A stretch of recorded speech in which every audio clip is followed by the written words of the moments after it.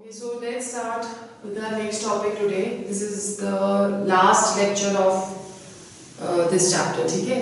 क्या है हमारा charge of colloidal particles. अब हम लोगों ने processes करे थे, like we did electrophoresis, we did electroosmosis. We said that neophobic colloids, they are of two types. They may be positively charged or they may be negatively charged. The question now comes, how does the colloidal particles they acquire any charge on their molecule? ठीक है? Lot of theories were given regarding this. जैसे बोला कि maybe colloidal particles they are rubbing each other, as a result of which friction happens and electrification takes place. ठीक है? But this was very soon overruled. Why? Because it was only the surface which was electrically charged, right?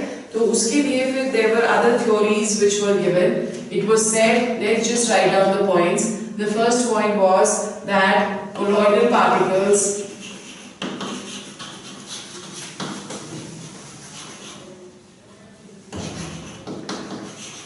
may be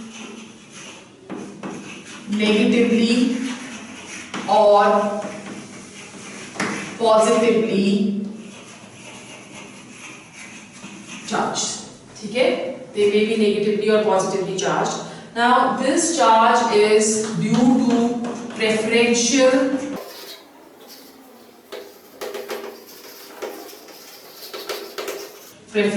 absorption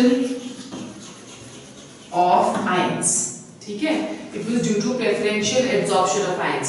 Now what do we understand by preferential absorption?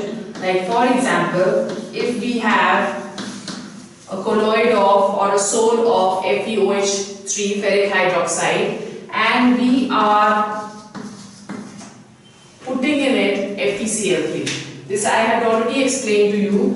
Then the common ion that gets preferentially absorbed on the surface, as a result of which the size of FeOH whole thrice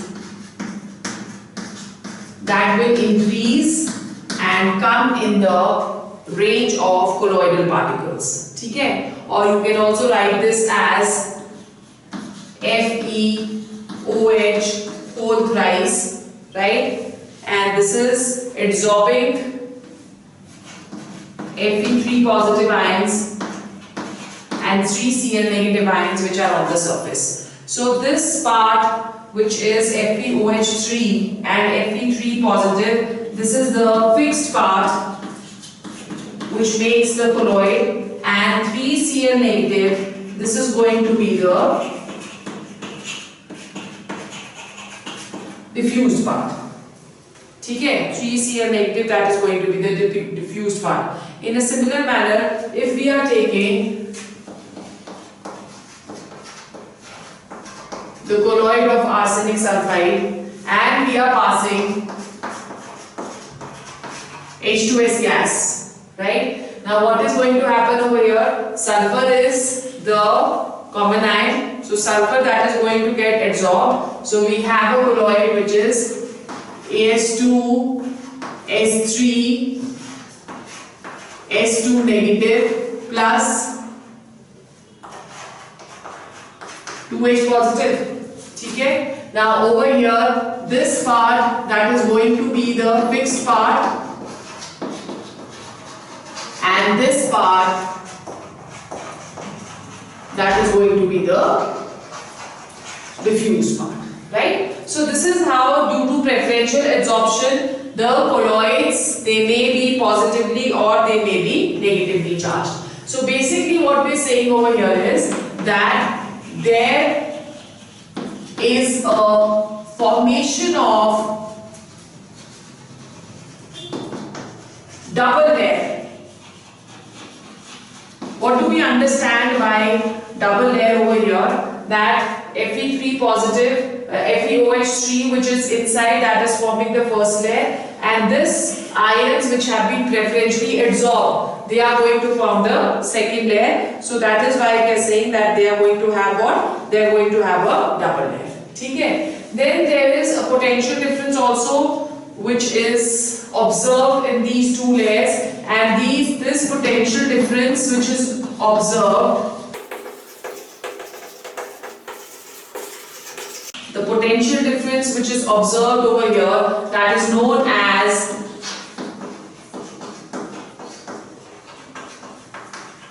zeta potential. ठीक है? The potential difference which is observed between the two layers in a colloid, that is known as zeta potential, or it is also known as electrokinetic potential. This is another name which can be given, or it is known as electrokinetic potential.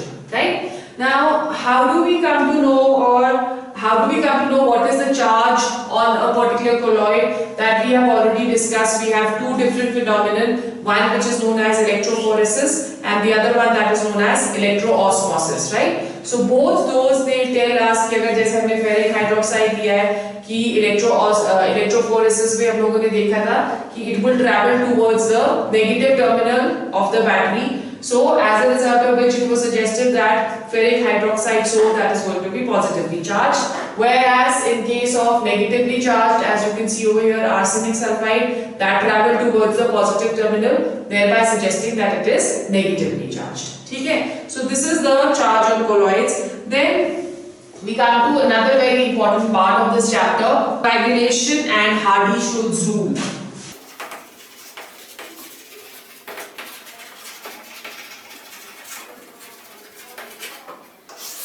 Coagulation and Hardy-Schulze rule. Now, what do we say? We have just discussed that the colloids may be positively charged or they may be negatively charged. So, if we have a positive colloid and we introduce in it or we put in it a negative electrolyte, right? We are putting in it a negatively charged electrolyte. Then what is going to happen? The positive charge of this that will get neutralized by the negative charge. As a result of which neutralization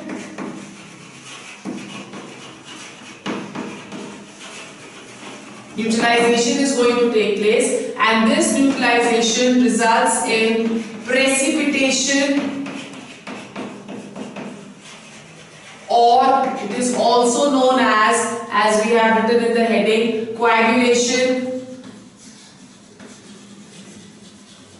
or it is also known as flocculation that is going to occur. So this precipitation or coagulation or flocculation, all these terms are they have the same meaning, that is neutralization of the colloid that is going to take place, as a result of which the colloid gets destroyed.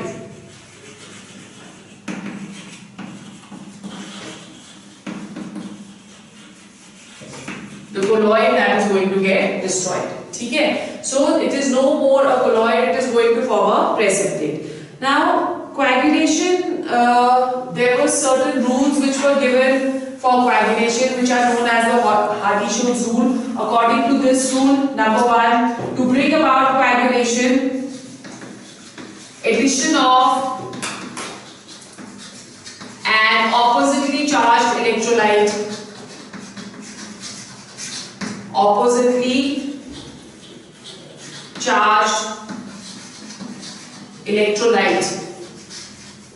has to take place, right? If we are not putting any oppositely charged electrolyte, coagulation cannot take place. Then number two, smaller the size of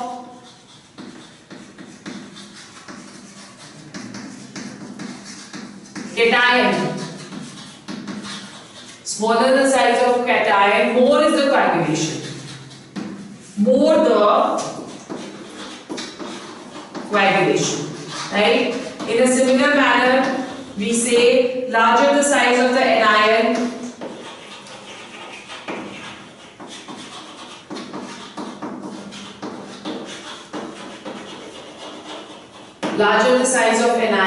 more is going to be the coagulation, right? Then number four, more the charge,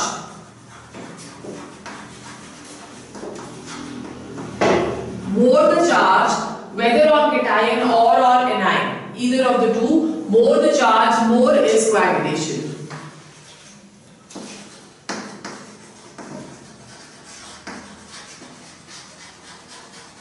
more the charge, more is going to be the coagulation, right? Like for example, if we're talking of positively charged, we have Na positive and we have Al3 positive, then Al3 positive, that is going to cause more coagulation with respect to Na positive. So this is an important concept which can be formed into a question. Okay? Similarly, if we have Cl negative and we have SO4 2 negative, then SO4 2 negative sulfate ion, that is going to have more coagulation. Right? Similarly, if we are having phosphate ion,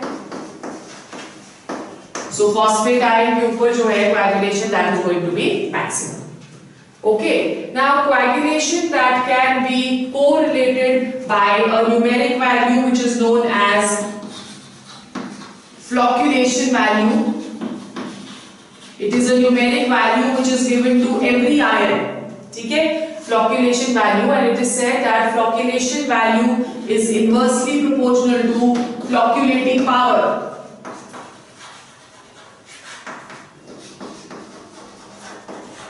Is inversely proportional to flocculating power. Okay? It means that if the value, flocculation value is greater,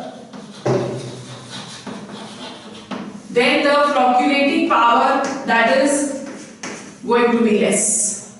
So it is also seen that Na positive, it has a higher value, higher flocculating value, and Al3 positive, it has a lower flocculating value, as a result of which Na positive, that is going to have lower flocculating power, and Al3 positive,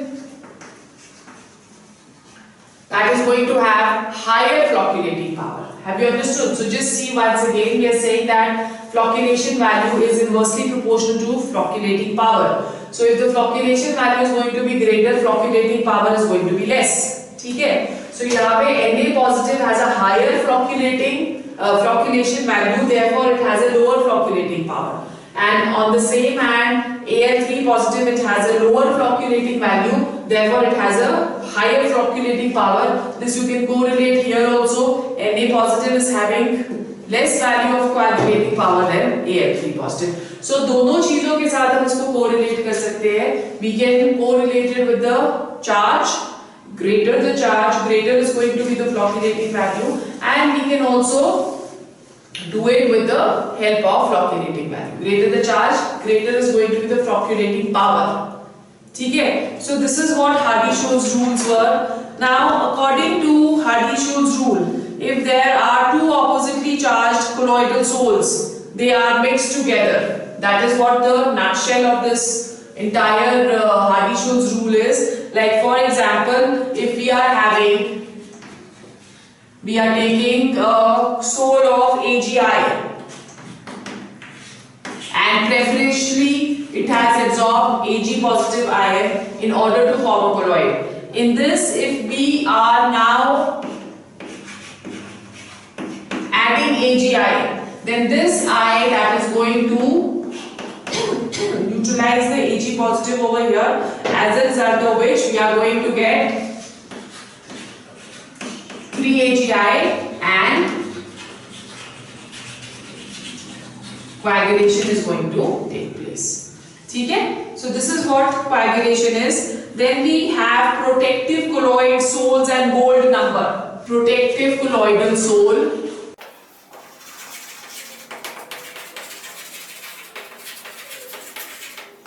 Protective colloidal sol and gold number.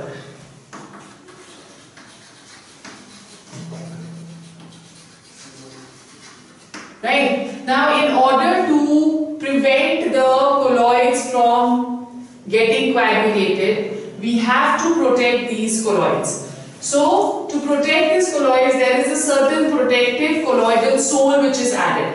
Now, in case of coagulation, as we had done the flocculating value as a numeric value, कि कितनी उसकी flocculating value, उसके accordingly it is going to coagulate or flocculate. In a similar manner, we have for every protective colloidal sol, we are going to have a numeric value which tells us about its protecting power. So that is known as what? That is known as the gold number.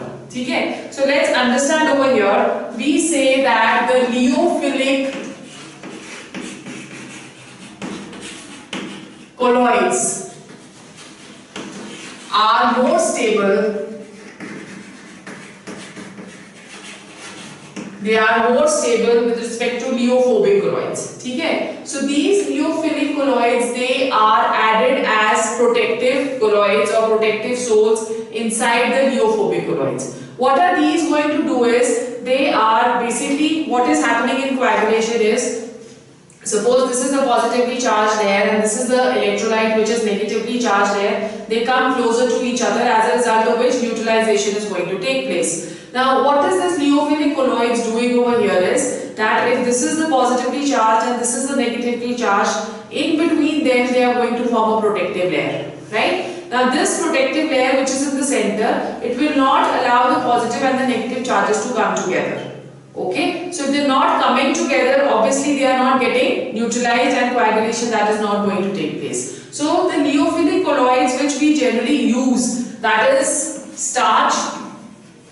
This is a lipophilic colloid, right? We can also use gelatin. So these are the lipophilic colloids which can be used to protect the colloids. Now as I told you that lipophilic colloids, the gold number, that is a numeric number which is given. Gold number is the numeric number which is given to each of the lipophilic colloids so as to define their protective power. Okay, so let's understand what this gold number is. You can write down. It is defined as the amount of protective salt in milligrams that prevents the coagulation of 10 ml of a given gold salt, 10 ml of a given gold salt on adding 1 ml of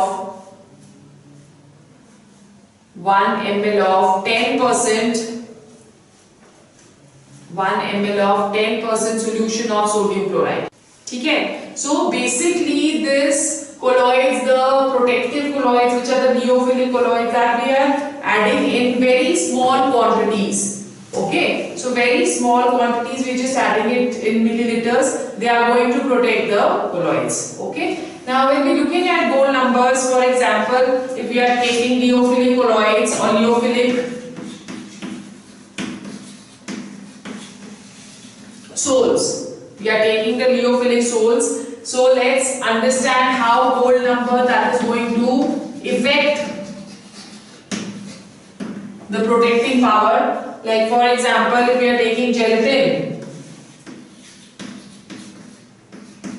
the gold number of gelatin, that is equal to 0.005 to 0.01.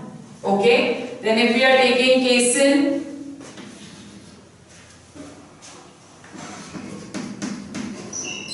casein is a protein, gold number of this is 0.01. Right? Then if we are taking hemoglobin,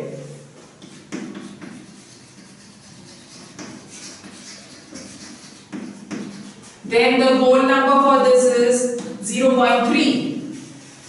And if we are taking starch, the gold number of this is 25.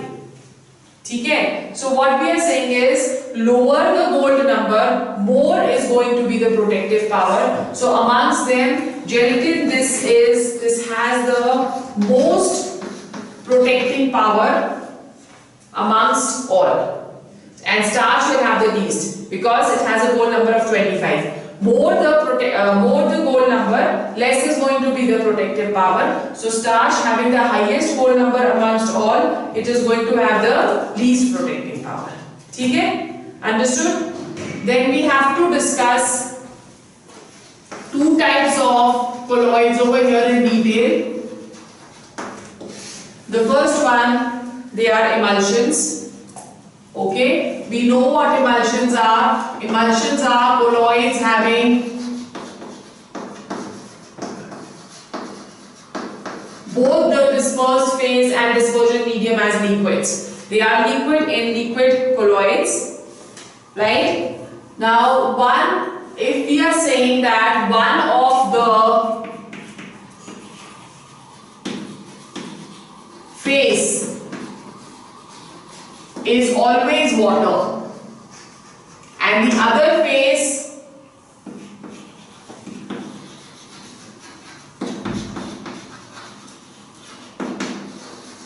that is going to be oil, right? So we have liquid in liquid in which one phase that is going to be water and the other one is going to be oil. Now this oil should be immiscible in water. It should, वैसे generally oils are immiscible because oils are organic compounds and they do not dissolve in water. So one criteria of forming an emulsion is that the oil which is present in the emulsion that should be immiscible. ठीक है? Immiscible का मतलब it should not mix. Okay. Now when we talking of emulsions over here, we are using a very important term over here which is used as emulsifier or emulsifying agent.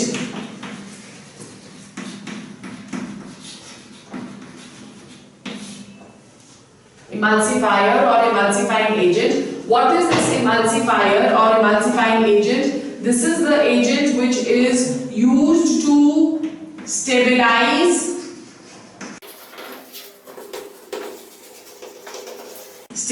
the emulsion. Generally these are soaps and detergents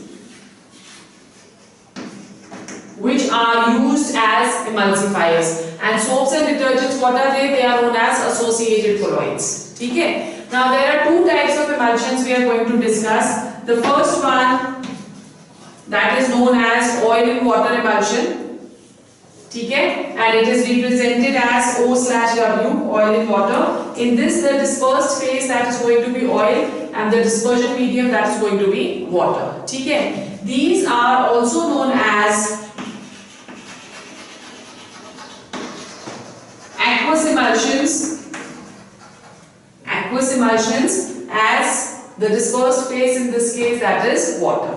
Right? Now, example which we can take over here. The most common example which we can take is that of milk. Okay, and apart from milk, we can take another example over here, which is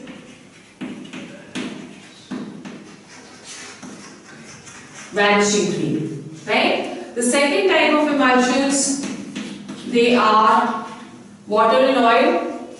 Okay, these are known as oily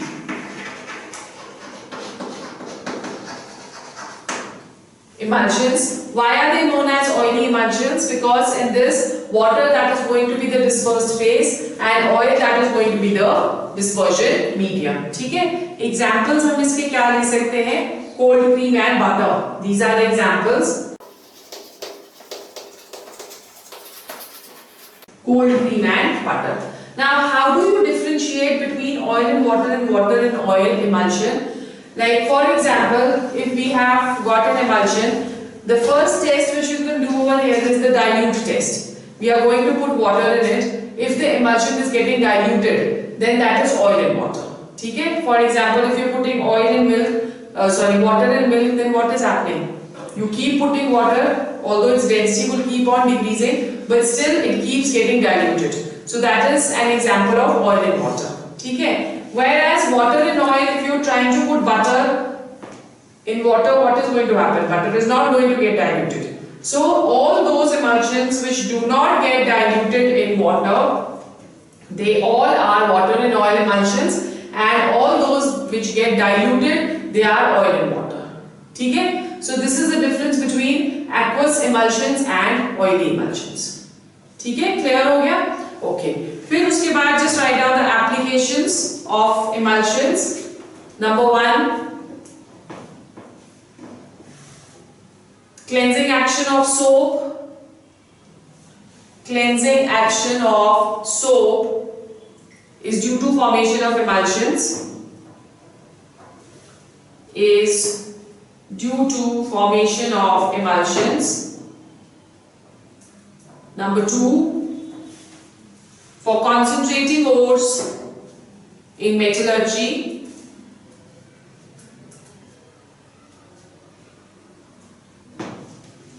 the finely powdered ore is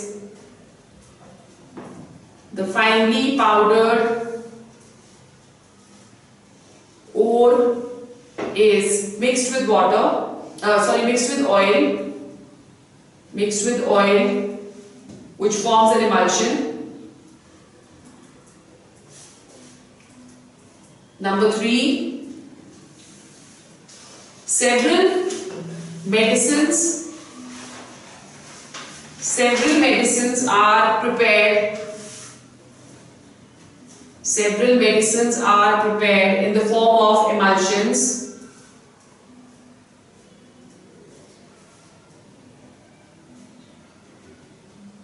To facilitate their absorption in the body. To facilitate their absorption in the body. For example, lotions, body lotions जो होते हैं, then oils and creams. ठीक है? So this is all about emulsions. The next type of colloid which we have to do, that is gels.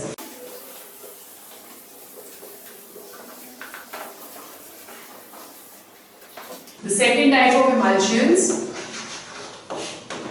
they are gels. Gels are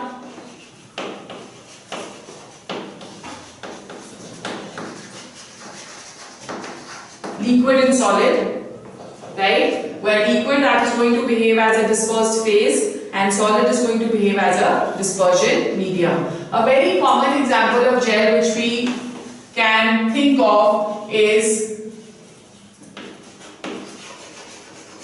jelly, the jelly which we eat, right? Apart from this, even starch, they come under this only. Like starch, if you just keep it for a little while, it will start behaving like jelly. Right? Then another example which we can take over here is gelatin. The gels, they are of two types. The first one, which is known as elastic gels. Okay? Elastic gels are those which can behave as an elastic. That is, when you are pulling it, then it stretches, and when you release it, it will go back to their original position. So that is what elastic gel is. The elastic gels, they have the property of imbibition. Right? Imbibition means what? It means swelling in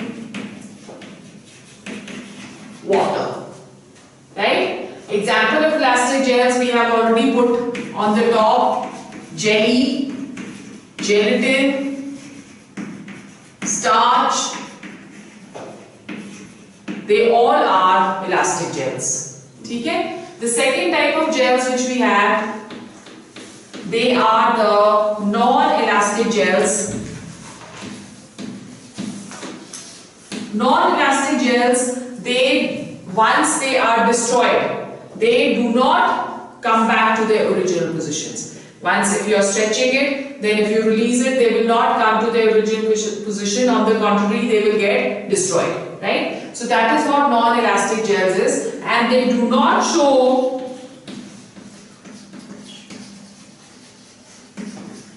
the property of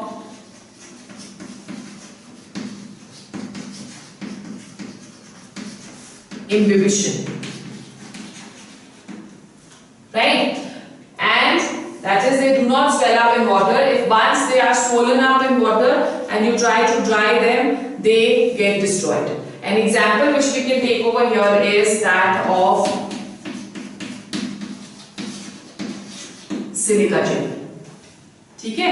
In the laboratory we use silica gel crucibles which when heated they get destroyed, they cannot be reused again. Okay? And silica gel is what? You must have seen pouches of silica gel in leather goods what you buy, right? Or maybe even in certain medicines which have to be kept away from moisture. So there also silica gel pouches they are used.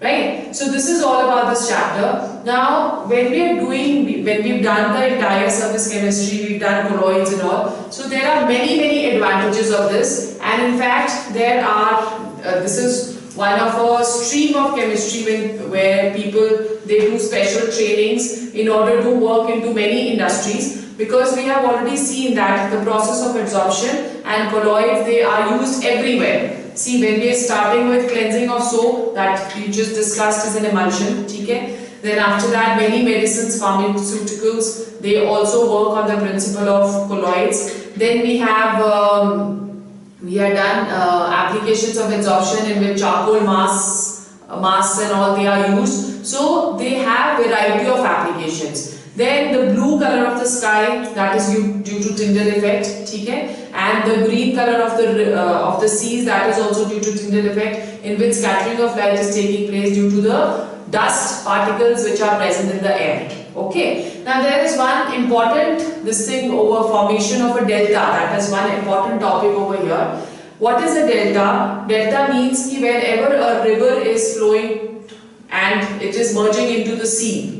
Right? So at the point of merger, the land, or we see that the river, it gets a little elevated and it forms a kind of a delta. Right? How is this delta formed? It is said that we have seen it that the river has what? It is going to have many dust particles, it will have stone, it will have small pebbles, and those pebbles on their way they get crushed and make very small soil particles. Okay? Now these soil particles, they are taken as colloids. We have already discussed the type of colloids when we did. Then the soil, they are what? They are colloids, right? Now in the sea, there are many electrolytes present, there are many salts present. We have magnesium chloride, we have calcium chloride, we have sodium chloride. So many electrolytes are present. Okay. So when the river is flowing inside the sea, these electrolytes, they come in contact with the colloids and they precipitate or coagulate these colloids. Okay? When precipitation is going to occur, then what happens in precipitation? In precipitation, a mass that is generated which goes down, okay, or which settles down because of its heavier mass. So this also settles down, as a form of which a platform is raised. Because settling down of all the colloids that is going to take place due to precipitation, and the platform is raised. This platform which is raised, that is known as a delta. Okay? So these are a few questions from your examination point of view from this chapter, that Tyndall effect is due to what? Okay? Or formation of a delta is due to what? So formation of a delta is due to what? Precipitation of the colloids. Then Tyndall effect is due to what? Scattering of light. Green color of the sea is due to what? Again scattering of light. Okay? So with this we finished chapter number 5. We will start with general principles, that is metallurgy, chapter number 6 in the next class. Alright?